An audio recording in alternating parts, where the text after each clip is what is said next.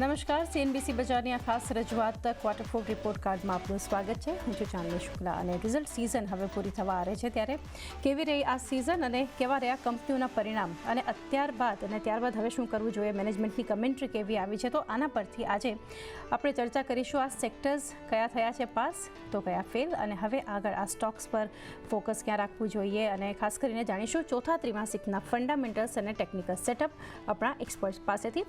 અને આજે આ ખાસ રજૂઆતમાં અત્યારે સૌથી પહેલાં આપણી સાથે જોડાઈ રહ્યા છે ચોઇસ બ્રોકિંગના કુનાલ પરાર. કુનાલ, સ્વાગત છે આપનું શો પર. અને સૌથી પહેલાં આપણે શરૂઆત કરીશું આજે કે જ્યારે Q4 અર્નિંગ્સની વાત આવે છે તો ટેકનિકલી તમને શું લાગી રહ્યું છે કે આ સિઝન કેવી રહી છે, કયા સેક્ટર્સ ખાસ કરીને તમને એવું લાગ્યું કે નહીં એના પર ફોકસ હતું, એક પોઝિટિવ સરપ્રાઇઝ મળ્યા છે અને કહી શકાય કે પરિણામ, ઘણી કંપનીઓ એવા છે કે પરિણામ એટલા સારા નથી પરંતુ મેનેજમેન્ટની જે એક પોઝિટિવ કમેન્ટ્રીને જે વિશ્વાસ આવ્યો છે ત્યારબાદ આપણને એક પોઝિટિવ રિએક્શન પણ જોવા મળ્યું છે. તમારા મત મુજબ ટેકનિકલી Q4 અર્નિંગ્સ તમે કઈ રીતે જોઈ રહ્યા છો? સૌથી પહેલા ચાંદની તમને અને જગદીશ તને શુભ દિવસ.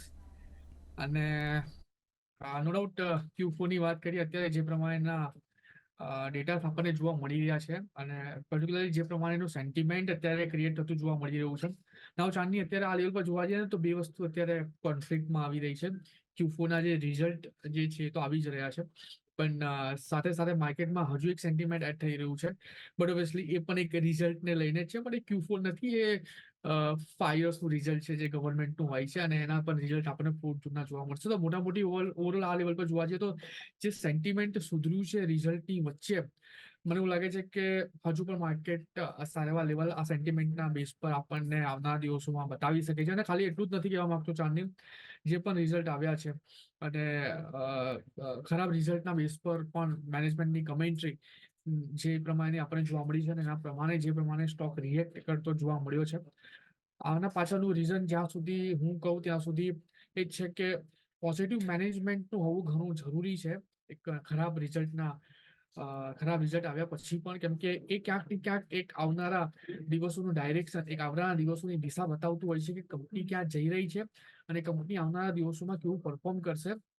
આઈ થિંક જગદીશ સર વધારે પ્રકાશ પાડી શકશે આ વસ્તુ પર, કેમ કે મને યાદ છે ત્યાં સુધી પહેલા એક ટાઈમ એવો હતો કે રિઝલ્ટ ખરાબ આવતા હતા અને જ્યારે મેનેજમેન્ટ કમેન્ટ્રી આવનારા ક્વાર્ટરની કરતું હતું, આવનારા રિઝલ્ટની કરતું હતું, તો સૌથી વધારે સ્ટોક પર જે મોમેન્ટમ આવતી હતી પર્ટિક્યુલરલી કમેન્ટ્રીની હતી, પર્ટિક્યુલરલી ગાઈડલાઇન્સની હતી. અને સૌથી વધારે આપણને રિલાયન્સ અને આઈટી જેવા સ્ટોકમાં પહેલા જોવા મળતું હતું. અને અત્યારે આ લેવલ પર પણ ક્યાંક ને ક્યાંક એની ઇફેક્ટ આપણને જોવા મળી રહી છે કે મેનેજમેન્ટ કેટલું ક્લિયર છે આવનારા રિઝલ્ટને લઈને, આવનારા દિવસોને લઈને. તો મોટામોટી જે કમેન્ટ્રી અત્યારે જોવા મળી છે, જે પ્રમાણે ફંડામેન્ટલ ચેન્જ થયા છે ઓવરઓલ ઇકોનોમીના, મને એવું લાગે છે કે હજુ પણ સારા એવા લેવલ આપણને માર્કેટમાં અને પર્ટિક્યુલરલી સ્ટોક સ્પેસિફિક જોવા મળી શકે છે. વ્યૂ જે છે કુનાલ તરફથી આપણને Q4 અર્નિંગ્સને લઈને ધવલpvyas.comના ધવલ વ્યાસ અને સાથે જ માર્કેટ એક્સપર્ટ જગદીશ ઠક્કર પણ આપણી સાથે જોડાયેલા છે. આ બંનેનું સ્વાગત છે. અને જગદીશજી, ફંડામેન્ટલ્સ જોઈએ આપણે Q4 અર્નિંગ્સના રિપોર્ટ કાર્ડ તમે કઈ રીતે જોઈ રહ્યા છો? અહીંયાથી કયા સેક્ટર્સ તમને લાગે છે કે પાસ થયા, કે કયા એવા લાગે છે કે એટલું પોઝિટિવિટી નથી અથવા તો એટલા સફળ નથી રહ્યા જે પરફોર્મન્સ આપણે એક્સપેક્ટ કર્યું હતું એની સામે? તમારો વ્યૂ કઈ રીતે છે Q4 અર્નિંગ્સ પર? Good afternoon Chandni, good afternoon Kunal, good afternoon ધવલભાઈ. Q4ના રિઝલ્ટ અત્યાર સુધી જેટલા પણ રિઝલ્ટ આવ્યા, લગભગ જે લિસ્ટેડ કંપનીઓ છે એમાંથી લગભગ 77-78% જેટલા રિઝલ્ટ કંપનીઓના આવી ચૂક્યા છે. હવે આમ તમે ગણો તો ભાઈ નાની મોટી ઘણી કંપનીઓના રિઝલ્ટ કદાચ બાકી પણ હશે, પણ જે મેજર જેને કહીએ છીએ કે વિચાર માર્કેટ ઇન્ફ્લુએન્સર, એ બધાના તમામના રિઝલ્ટ અત્યારે આવી ચૂક્યા છે. અને એમાંથી તમે જોશો તો by and large more than about 80% of the companies have given the result which are as per the expectation. અને એટલે મને એવું લાગે છે કે જે Q4 ઓફ 2023-24 એક ટર્નઅરાઉન્ડ પોઈન્ટ કંપનીઓની બેલેન્સ શીટમાં થઈ શકે છે. ઘણી બધી કંપનીઓએ જે ડિવિડન્ડ પણ ડિક્લેર કર્યા છે, they are also very handsome. અને કદાચ લોકોને ઘણી વાર એવું લાગતું હતું કે આ કંપની બહુ ડિવિડન્ડ નથી આપતી, પણ એવી કંપનીઓએ પણ ખૂબ સારા ડિવિડન્ડ ડિક્લેર કર્યા છે. આ બધાની વચ્ચે મારું એવું માનવું છે કે Q4 was much better than Q3, even than Q2.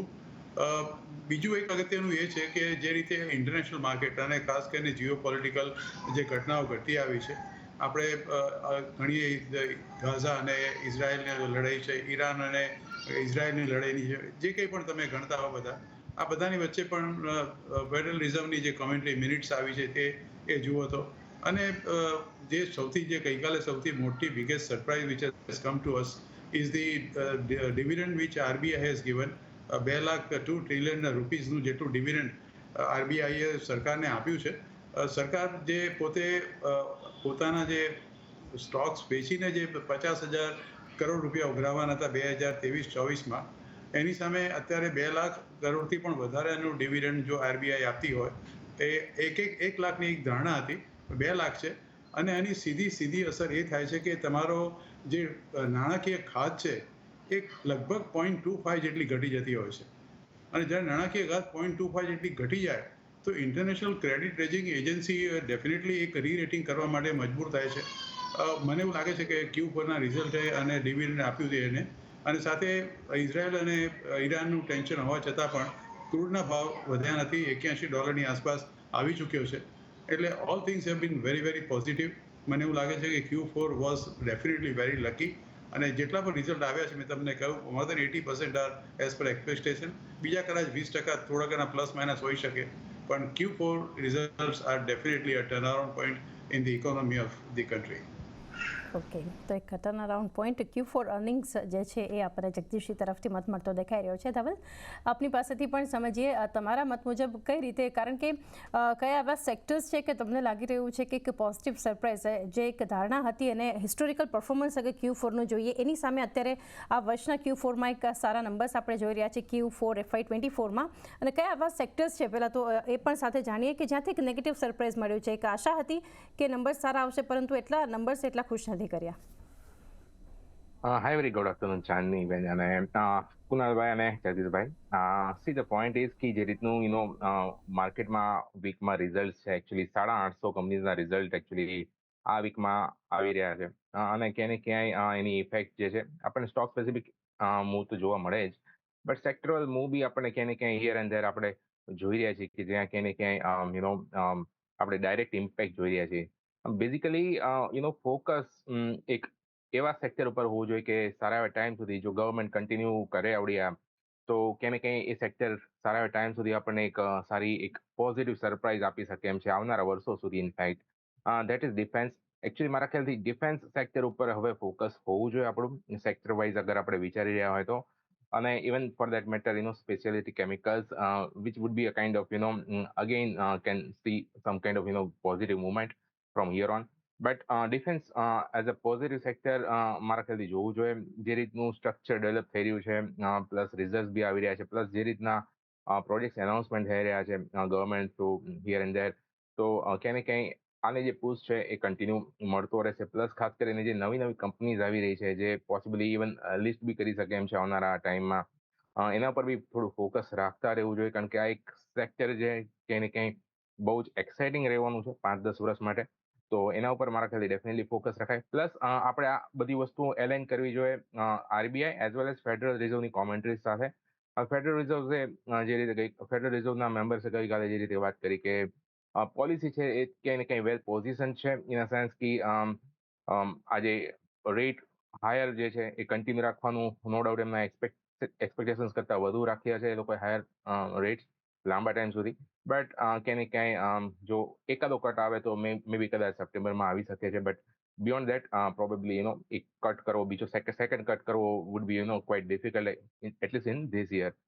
તો એના ઉપર બી આપણે ક્યાંય ને ક્યાંય એલાઇન કરીને આરબીઆઈ પર આવી, અને આરબીઆઈને સાથે સાથે આપણે જે રીતનું ઇન્ડિયામાં ખાસ કરીને માર્કેટ સ્ટ્રક્ચર ડેવલપ થયેલું છે, ઇન્ફ્લેશન હજી બી અહીંયા ક્યાંય ને ક્યાંય મેનેજેબલ લેવલ્સ પર છે, અને ખાસ કરીને ગ્રોથ ને કમ્બાઇન કરીએ તો this seems to be a kind of space actually India ક્યાંય ને ક્યાંય કે જ્યાં હજી બી FIIs on every day will be coming here.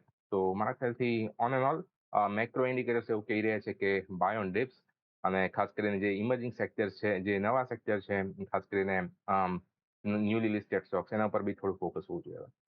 Okay, તો ઓવરઓલ એક વ્યૂ આપણને Q4 અર્નિંગ્સ પર જે છે બનતો દેખાઈ રહ્યો છે.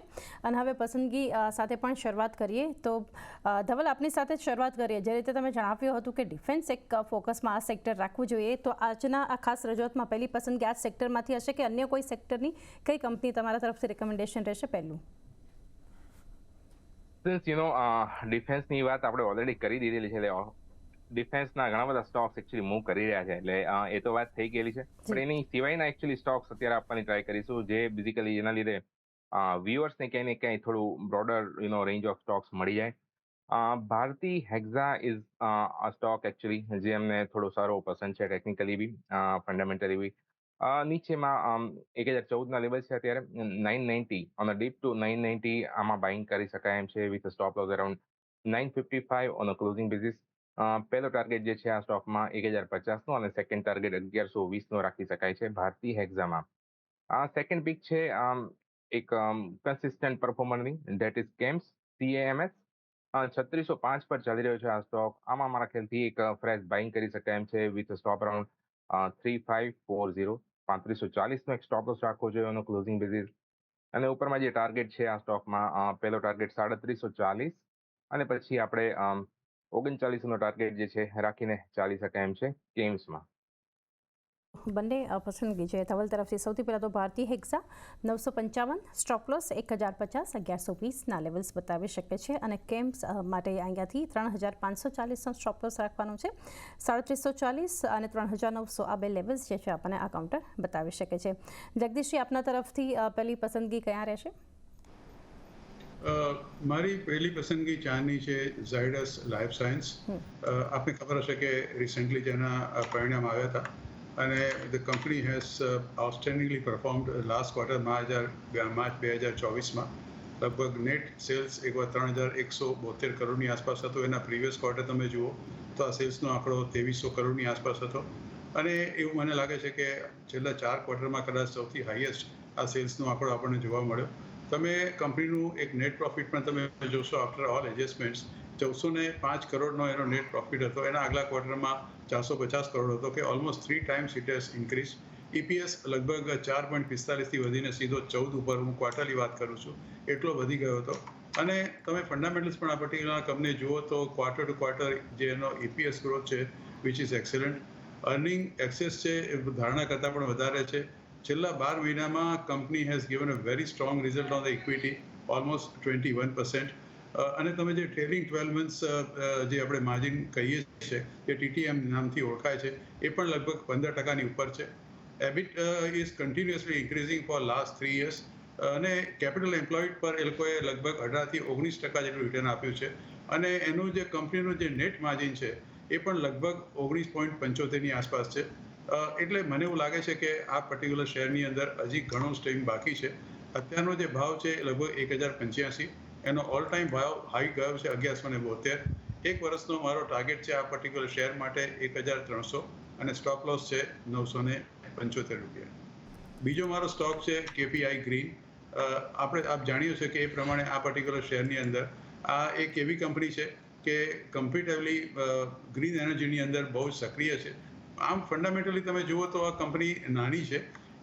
એનું તમે છેલ્લા જો આખું એનાલિસિસ તમે કરો તો ટ્રિમેન્ડસ ઇન્ક્રીઝ એની બુક વેલ્યુમાં છેલ્લા 3 વર્ષમાં થયું છે. એનો TCRનો ઇન્ડેક્સ તો તમે જુઓ એ વધીને લગભગ 23.61 જેટલો થઈ ગયો છે. અને કંપનીનું જે અર્નિંગ્સ છે એ પણ ધારણા કરતાં ઘણું વધારે છે. નેટ પ્રોફિટ છેલ્લા 3 વર્ષમાં કન્ટિન્યુઅસ વધ્યો છે. છેલ્લા 12 મહિનામાં કંપનીમાં given a very strong result of the equity almost 41%. અને જે TTMની અત્યારે મેં વાત કરી એ લગભગ 15% જેટલો વધ્યો છે. એ સ્ટેબલ છે in the entire company. KPI green basically સોલારની અંદર આ બહુ સક્રિય કંપની છે. અત્યારે એનો ભાવ ચાલે છે 1928 રૂપિયા. ઓલ ટાઈમ હાઈ ગયો છે 2109. My target for this particular share in 12 months is 2400 and stop loss should be 1800. Okay, તો અહીંયાથી ખાસ કરીને બે પિક્સ જગદીશજી તરફથી. ઝાયડસ લાઈફ 1300ના ટાર્ગેટ, 975ના સ્ટોપ લોસ, એક વર્ષ માટેના આ લેવલ્સ છે. KPI ગ્રીન માટે અહીંયાથી 2400 સુધીના લક્ષ્યાંક અને 1800ના સ્ટોપ લોસને ધ્યાનમાં રાખવાનું છે. કુનાલ, આપના તરફથી પસંદગી જાણીએ, કયા સેક્ટરના કયા સ્ટોક્સ રહેશે ફોકસમાં? સૌથી પહેલા તો LTની વાત કરી લઈએ. 3553 પાસે કાઉન્ટર ટ્રેડ કરી રહ્યું છે. 3200ના SLની સાથે ખરીદારી કરીને ચાલો. 3820નો પહેલો ટાર્ગેટ, અને એ જો બ્રેક કરે છે તો 4260નો બીજો ટાર્ગેટ પણ આપણને આમાં જોવા મળી શકે છે. તો સૌથી પહેલો પિક L&T રહેશે. અને બીજા પિકની વાત કરીએ તો વોલ્ટાસમાં મને એક સારી મોમેન્ટમ જોવા મળી રહી છે. 1342 પાસે કાઉન્ટર ટ્રેડ કરી રહ્યું છે. 1250 SL ની સાથે ખરીદી કરીને ચાલો 1415 નો પહેલો ટાર્ગેટ અને એ જો બ્રેક કરે છે તો 1530 નો બીજો ટાર્ગેટ પણ આપણને વોલ્ટાસમાં આવનારા દિવસમાં જોવા મળી શકે. ઓકે, તો કુનાલ તરફથી સૌથી પહેલાં તો LNT 3200 સ્ટોપ લોસ ધ્યાનમાં રાખવાનું છે. LNT માટે 3820 સુધીના લેવલ્સ પણ બતાવી શકે છે. બે લેવલ્સને ધ્યાનમાં તમારે રાખવાના છે. અને ત્યારબાદ વોલ્ટાસ માટે 1250 સ્ટોપ લોસ, 1415, 1530 આ બે લક્ષ્યાંક વોલ્ટાસ બતાવી શકે છે. Q4 રનિંગ્સ અત્યાર સુધી કેવી સિઝન રહી, ફંડામેન્ટલ્સ અને ટેકનિકલ સેટઅપ પણ આપણે સમજ્યા. આપણા એક્સપર્ટ્સ આપણી સાથે ધવલ વ્યાસ, કુનાલ પરાર અને જગદીશ ઠક્કર. અને બ્રેક પહેલાં આપણે ત્રણેય એક્સપર્ટ્સની બે પસંદગી જાણી અને વધુ પસંદગી પણ હવે નજર કરીએ. જગદીશજી, ઝાયડસ લાઈફ, KPI ગ્રીન તમારા તરફથી બે સ્ટોક્સ હતા. હવે છેલ્લું કાઉન્ટર કયું રહેશે? કાઉન્ટર છે ચાની એ મારું છે અપાર ઇન્ડસ્ટ્રીઝ. આ કંપનીએ લગભગ એક વર્ષમાં 180% પણ વધારે રિટર્ન આપ્યું છે. અને જો 3 વર્ષનું સરવૈયું તમે કાઢો તો રિટર્ન લગભગ 1400% જેટલું છે. છેલ્લા જે કંપનીના રિઝલ્ટ માર્ચ 2024માં આવ્યા, આ કંપનીનો નેટ સેલ્સનો ફિગર વધીને લગભગ 4300 કરોડને આવી ગયો છે, જેના આગલા ક્વાર્ટરમાં લગભગ 3700 કરોડની આસપાસ હતો. એનો જે નેટ પ્રોફિટનો તમે ઇવન આંકડો જોશો, after providing all the provisions and everything, એ પણ લગભગ 238-40 કરોડની આસપાસ છે, જે આગલા ક્વાર્ટરમાં લગભગ 200 કરોડથી પણ ઓછો હતો. કંપની લગભગ 205ના EPS પર અને 38-39ના પ્રાઇસ ટુ અર્નિંગ રેશિયો પર અત્યારે ટ્રેડ કરે છે. અત્યારે જે કંપનીનો તમે આખો ઇતિહાસ જુઓ છેલ્લા 3 વર્ષનો, તો કંપનીનો જે ટ્રેન્ડ છે net profit continuously on the increasing side છે. એનું જે છેલ્લા 12 મહિનાનું તમે રિટર્ન, કંપનીનું જો strong return, normally we calculate the return on equity is about more than 32%. અને તમે EBIT માંડી જુઓ તો છેલ્લા 3 વર્ષમાં સતત વધતો જ રહ્યો છે. બહુ સ્ટેડી ગ્રોથ છે EPSમાં છેલ્લા 4 ક્વાર્ટરની અંદર. અને કેપિટલ એમ્પ્લોયડનું તમે જો ઇવન રેશિયો કાઢો તો પણ આ પર્ટિક્યુલર કંપનીએ લગભગ 19-20% જેટલું રિટર્ન આપ્યું છે. Even return on asset also is more than about 10%. અત્યારે આ પર્ટિક્યુલર શેરનો જે ભાવ છે એ અને એ શેરનો જે ઓલ ટાઈમ હાઈ ભાવ ગયો છે, મને એવું લાગે થોડું વોલ્યુમ આ પર્ટિક્યુલર શેરમાં ઓછું છે, એટલે તમે ચોક્કસ એને એક લો બીટા સ્ટોકનો નામ ચોક્કસ આપી શકો. કંપનીનો આજનો જે ભાવ છે 7,938 રૂપિયા, ઓલ ટાઈમ હાઈ એનો ભાવ ગયો છે 8,399 રૂપિયા, which is is life time high. મને એવું લાગે છે કે આ કંપનીનો પર્ટિક્યુલર જે શેરનો ભાવ છે can rich up to 9,500 rupees in 1 year, અને stop loss should be 7,800 rupees. Okay, તો અહીંયાથી અપાર ઇન્ડસ્ટ્રીઝ માટે એક પસંદગી જગદીશજી તરફથી આવતી દેખાઈ રહી છે. લેવલ્સ 9,500 એક વર્ષમાં આ લેવલ્સ આવી શકે છે, 7,800ના સ્ટોપ લોસને ધ્યાનમાં રાખીને. કુનાલ, આપની પાસેથી જાણીએ હવે LNT અને વોલ્ટાસ બે સ્ટોક્સ પર તમારા રેકમેન્ડેશન્સ હતા. હવે ક્યાં રહેશે? લાસ્ટ રેકમેન્ડેશન બેંક બરોડા છે. 271ની અરાઉન્ડ સ્ટોક ટ્રેડ કરી રહ્યો છે. 245 ના SL સાથે ખરીદી કરીને ચાલો. ટાર્ગેટની વાત કરીએ તો 292નો પહેલો ટાર્ગેટ છે, અને એ જો બ્રેક કરે તો 325નો અલ્ટિમેટ ટાર્ગેટ પણ આપણને બેંક બરોડામાં જોવા મળી શકે છે. તો LNT અને વોલ્ટાસ પછી થર્ડ કેટેગરી છે મારી PSUમાંથી છે બેંક ઓફ બરોડા. બેન્કિંગમાંથી BOB માટે બેંક ઓફ બરોડા પસંદગી કુનાલ તરફથી 245ના સ્ટોપ લોસને ધ્યાનમાં રાખવાનું છે. 292 અને 325 આ બે લક્ષ્યાંકના લેવલ્સ જે છે એને ધ્યાનમાં રાખીને. ધવલ, હવે આપની પાસેથી જાણીએ ભારતીય હેક્ઝા પહેલી પસંદગી, ત્યારબાદ કેમ્સ અને થર્ડ કાઉન્ટર કયું રહેશે? થર્ડ કાઉન્ટર છે RVNL, જે છે રેલવે વિકાસ નિગમ. ઓવરઓલ રેલ વિકાસ નિગમનો જે સ્ટોક છે ઓવરઓલ સારું સ્ટ્રક્ચર છે. from the last 3 days actually volumes have been decent enough. તો મારા ખ્યાલથી RVNL માં એક બાય સાઇડનો ટ્રેડ છે. બાય ઓન ડિપ ટુ 364, અત્યારે 368.5 પર ચાલે છે. સ્ટોપ લોસ જે છે 352નો રાખી શકાય છે ઓન ક્લોઝિંગ બેઝિસ. અને ટાર્ગેટ જે છે RVNL નો first target should be around 382, second target should be around 412, 412નો. તો ઓવરઓલ RVNLમાં મારા ખ્યાલથી એક પોઝિશન પ્લે જે છે, જે લોકો સ્વિંગ ટ્રેડિંગ કરી રહ્યા છે, RVNL should be one of the stock they need to choose. Just as a caution, basically જે લોકો કન્ઝર્વેટિવ છે એ લોકોએ પોતાના સ્ટોપ લોસીસ થોડા ટાઈટ રાખીને સિસ્ટમ એસએલ રાખીને ચાલુ જોઈએ આ સ્ટોકમાં, કારણ કે થોડો ફેરલી વોલેટાઇલ સ્ટોક કહી શકાય RVNL કમ્પેર ટુ અધર્સ. તો RVNL માટેના લેવલ્સ ધ્યાનમાં રાખો 352 સ્ટોપ લોસ માટેના, અને લક્ષ્યાંક 382થી બીજું લક્ષ્યાંક 412 સુધીના ટાર્ગેટ તમને દેખાઈ શકે છે. એ સાથે જ સમય થયો છે કે હવે રજા લઈએ. કુનાલ, આપના ડિસ્ક્લોઝર્સ જાણીએ.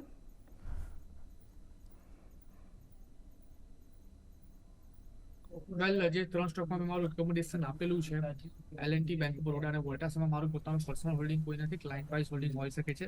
અને આ શો પર બોલવા માટે તમારો ઘણો ઘણો આભાર. જી જગદીશજી, આપના ડિસ્ક્લોઝર્સ. જે 3 શેરની વાત કરી ચાંદની, એમાં મારો પોતાનું પર્સનલ હોલ્ડિંગ કોઈ નથી, પણ ક્લાયન્ટોની ભલામણથી એ લોકોના હોલ્ડિંગમાં હોઈ શકે છે. પણ હંમેશા સ્ટોક માર્કેટમાં રોકાણ કરો, ત્યારે તમારા નાણાકીય સલાહકારની સલાહ અચૂક લેજો. અને thank you very much for inviting me on the show. જી ધવલ, આપના તરફથી ડિસ્ક્લોઝર્સ. જેવી સ્ટોક્સ ડિસ્કસ કર્યા એમાંથી મારું કોઈ પર્સનલ હોલ્ડિંગ નથી, બટ ક્લાયન્ટ્સને સિમિલર કાઇન્ડ ઓફ એડવાઇઝર્સ આપી શકેલી હોઈ શકે એમ છે. Thank you for having me this program. જી, આપ ત્રણેયનો પણ આભાર અમારી સાથે જોડાયા, ખાસ રજૂઆતમાં તમારી પસંદગી શેર કરી. તો એ સાથે જરૂરી કે પહેલાં નજર કરી લઈએ તો જગદીશજી તરફથી જે પસંદગી છે, સૌથી પહેલાં તો ઝાયડસ લાઈફ 1300 સુધીના લેવલ્સ જે છે આ કાઉન્ટર તમને બતાવી શકે છે. 1 વર્ષનો સમય. કેપીઆઈ ગ્રીન માટેના લેવલ્સ જોઈએ તો 1800 સ્ટોપ લોસ અને 2400 સુધીના લક્ષ્યાંક બતાવી શકે છે. અપાર ઇન્ડસ્ટ્રીઝ થર્ડ પસંદગી છે જગદીશજી તરફથી, 7800 સ્ટોપ લોસ અને 9500ના લક્ષ્યાંક. ત્યારબાદ જાણીએ કુનાલ તરફથી જે કાઉન્ટર્સ છે.